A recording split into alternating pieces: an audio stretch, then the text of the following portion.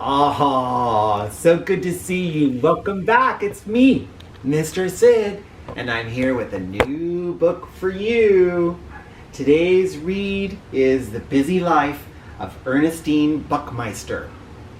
This book was written by Linda Lodding and illustrations were by Susan Beakey. What I love about this book is, well, I've known a lot of kids in my teaching years, and so many of them are way too busy with things going on. Soccer, karate, music class, and this girl is fed up. The Busy Life of Ernestine Buckmeister. Oh, do you see my cat Bon Bon? She's down by my feet. There she is. Look how worn out this girl is. How's this look, director?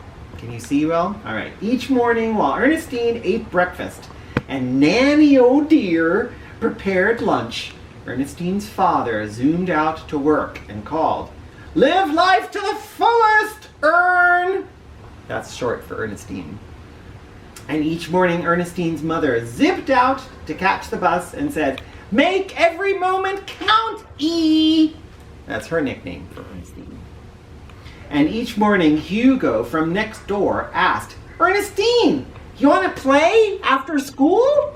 But Ernestine never had time because her busy, well-meaning parents had packed her after-school schedule. On Mondays, she sculpted with clay lumpkin. On Tuesdays, she did water ballet with Miss Goldfisher. On Wednesday, she knitted with Miss Pearl Stitchum. On Thursdays, she took tuba lessons with Mr. Oompa. On Fridays, she yodeled with little old lady Who. On Saturdays, she studied karate with Grandmaster Hiya.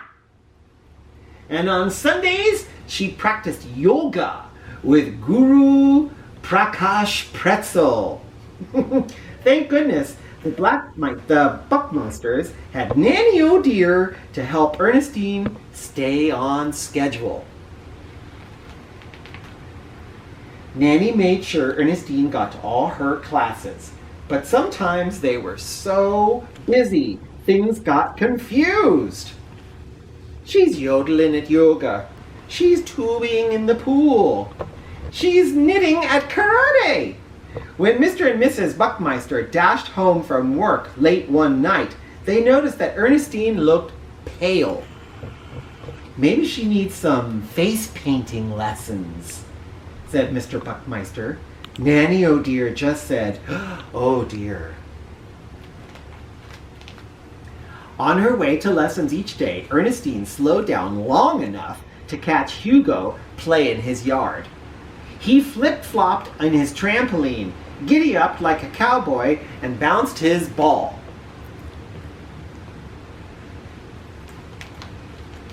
One afternoon, Hugo shouted, "Look out!" as his ball sailed over the fence and landed in Ernestine's tuba. Whomp! Ernestine bounced the ball to Nanny and squealed, "Bounce it back!" "Oh dear," said Nanny, "it's time for tuba." Ernestine sighed and passed the ball back to Hugo. That night, Ernestine practiced yoga in bed. She inhaled and stared at her busy schedule. She exhaled and thought about Hugo and how he got to flip-flop and giddy up and bounce. Then Ernestine had an idea. The next afternoon, Ernestine announced, "Today, I scheduled something new." "But you have yodeling," said Nanny. "It's written on my... Have you seen my calendar? Where's my phone? Oh dear." Ernestine giddy-upped across the yard to the park. "Ernestine!" panted Nanny. Now we're going to be late for yodeling. Or is it knitting?" Ernestine reached the hilltop and flopped onto the grass, pulling Nanny down with her. "Oh dear," muttered Nanny. "Look," Ernestine sang. Nanny stopped huffing and noticed the valley below. "My, the view is heavenly." "That cloud looks like a pineapple," said Ernestine. "No, a bunny." "Or whipped cream," suggested Nanny. Before long, they were imagining that they were tiny bugs and the world was huge.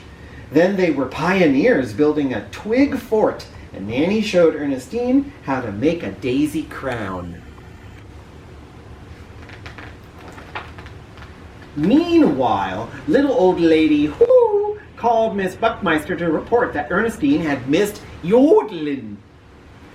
Mrs. Buckmeister called Mr. Buckmeister. "It's not like Ernestine to get off schedule. I know she's with Nanny, but where could they be?" They tried to call Nanny, oh dear, but she didn't hear her phone. So the Buckmeisters set out to find their daughter. "Have you seen Ernestine?" the Buckmeisters asked at knitting class. Miss Stitchum replied without dropping a stitch, "Knit 1, purl 2. Sorry, I can't help you." They dashed to karate. "Hi-ya!" called the Buckmeisters. "Is Ernestine here?" Grandmaster Hi-ya answered no with a flying twist. "Maybe she's at water ballet," called Mr. Buckmeister. "Is Ernestine here?" Is that a good enough underwater voice? The Buckmeister zoomed to Clay Lumpkin's studio. There were lots of children sculpting, but no Ernestine. They rushed to yoga. "Is Ernestine here?" they whispered. Guru Prakash Pretzel was meditating, and all he said was Om. Om wondered Mr. Bunnix. "Om," wondered Mr. Buckmeister. "Om," said Mrs. Buckmeister. "Oompa, she must be at tuba." "Have you seen Ernestine?" Miss Buckmeister yelled over the blaring horns. But Mr. Oompa didn't hear a word. By the time they looked everywhere, the Buckmeisters were dazed and frazzled. "This is what poor Ernestine does every week," Mrs. Buckmeister panted. "No wonder she always looks so pale," added Mr. Buckmeister. Then, off in the distance, they heard bubbles of laughter. The Buckmeisters trudged up the hill, and there was Ernestine, cheeks rosy as apples. "Ernestine! Marigold! Buckmeister!" called Mr. Buckmeister. "Where have you been?" "Oh dear," Nanny shuddered. "Well, you see..." "We were right here," Ernestine squealed. "It was my idea. I saw pictures in the clouds and rolled down the hill and pretended we were bugs. And then I was a princess and I wanted to do it again." But the Buckmeisters were stunned. "I like taking lessons, but can't I stop some of them?" pleaded Ernestine. "But how will you live life to the fullest without sculpting and swimming?" asked Mr. Buckmeister. "Right," Mrs. Buckmeister agreed. "And how will you make every moment count without yoga and yodeling?" "Like this," Ernestine said. Everyone inhaled and exhaled. "My, the view is heavenly here," said Mr. Buckmeister. Since that day, Mrs. Buckmeister bikes to and from work and has taken up gardening. Mr. Buckmeister tries to get home early once a week to build a tree house. And Nanny O'Dear has discovered the joy of flying kites. As for Ernestine, some afternoons she practices karate with Hugo. And sometimes she plays the tuba. And sometimes she just plays. That's the way it ought to be. I love this book, and I hope you did too. You guys go out and make time for play. It's summer!